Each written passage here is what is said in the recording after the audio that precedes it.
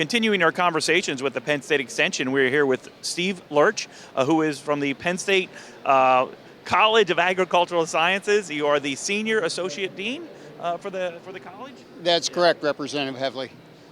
So if you could just talk to our viewers a little bit about Penn State Extension, why it's so important to the Commonwealth, why we put so much importance into the work that you do and getting this information out to the public. Well, I really appreciate the opportunity to visit with you today. And what I'd like to say is, as Penn State and the College of Ag Sciences, we don't just support the farming community in this Commonwealth.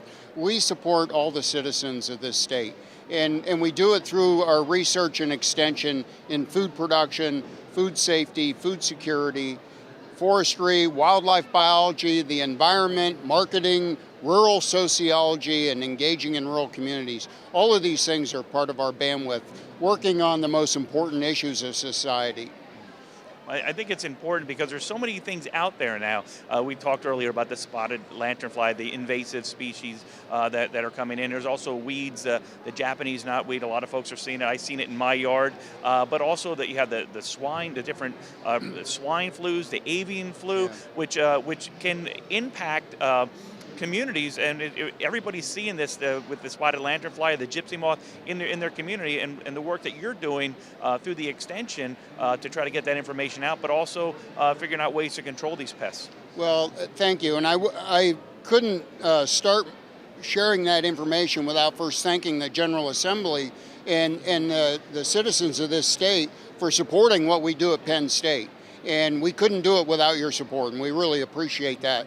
Especially coming from you and your district. But it's true, Penn State is kind of a keystone state when it comes to invasive species, whether it's a spotted lanternfly, gypsy moth, giant knotweed, whether it's animal diseases like avian influenza or African swine fever. Because of Pennsylvania's location and the huge amount of shipping and transportation that comes through the Commonwealth, we are very vulnerable to these diseases. We have the Boston Harbor, New York, New Jersey, Philadelphia, Delaware, all the way down into Baltimore and Savannah. All of that traffic goes through Pennsylvania. So we really are a keystone in terms of first defense for the rest of the nation. And we really appreciate the support of the Commonwealth and you and your colleagues in allowing us to be prepared and have that bandwidth to be able to address these issues. Well, it's obviously vitally important. Agriculture is the one-two industry. I think it's a leading industry. Number one Yep. in the Commonwealth. 1 in every 7 jobs is somehow related to food production in the Commonwealth of Pennsylvania. Just here at the farm show, if you get the opportunity to stop out, grab a milkshake, enjoy some of the PA preferred. Also, shop local, and that PA preferred labeling is very important.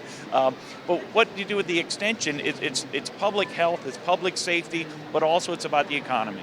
Well, definitely. It's the economy of Pennsylvania. It's about workforce development and extension. We train the employees of the people in these companies that are producing food for the state and for our citizens that drive that economy.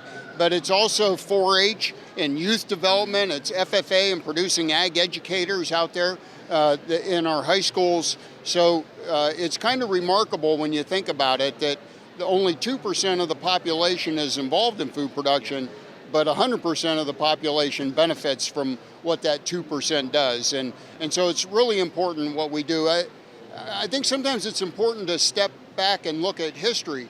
So I'm kind of an old guy. And the year I was born, there were 160 million people in this country.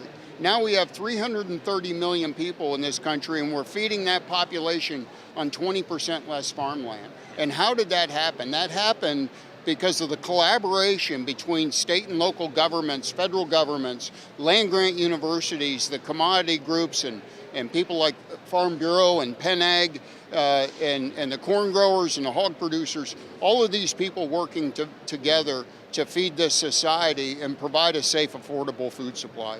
And it's also important, the information that you're getting out. The farming techniques of years ago are a lot different, and some of those techniques that were employed years ago by farmers had adverse effects to the environment. So now there's best practices, using less fertilizer and growing more crops, and also managing those pests and and those invasive species that could in turn affect those crops. That's a really good point. In fact, this background right behind us here extols the attributes of no-till and cover crops for reducing the impacts of agriculture on water and air pollution.